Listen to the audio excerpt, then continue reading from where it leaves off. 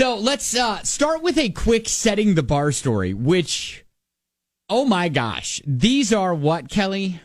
Examples of what not to do or situations we hope you don't find yourself in. Yeah, so if you can manage to make it through the day without discovering you're a felon, thanks to a background check, you're doing okay. How do you find out you're a felon? What'd you do? Don't you know you're a felon? Well, this is Samantha. Oh, okay. And she didn't realize that she was a felon. She explains. So I have 3 felony counts on my background check. 3? Yes, 3. Not just 1, 3? 3. That's great. That's great for me, right? That's great. Yeah, super fun fact. How did she find this out? I just found out today that when they did my background check for the new, we're merging, so it's technically the same job, but new company. So we had to go through the entire hiring process. Once again, the entire onboarding process.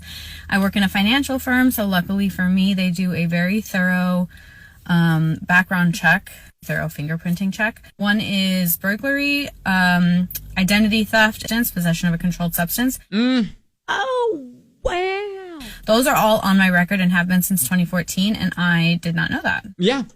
Didn't know it since 2014? Now, I guess why would you? They don't really send you notices in the mail, do they? Well, before you ask the question, because I had the question, well, are you?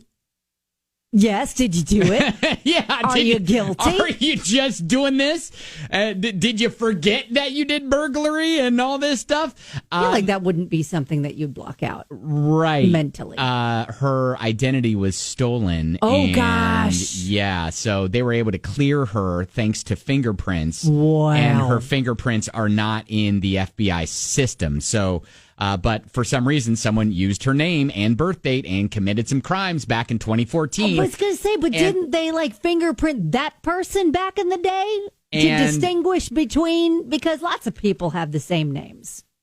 Well, yeah, but now she's like, okay, this came up on my record. Yeah, and had I probably had she already not had the job. Yeah. And discovered it that way, she wouldn't have gotten a job. Right, yeah, no. Like it would have come back and HR would have just said, hey, your background check came back and you don't align with our wouldn't have said values. why. No, yeah. Wouldn't have. Oh, wow. Wouldn't have. And so she would have had no idea. Well, this is a blessing.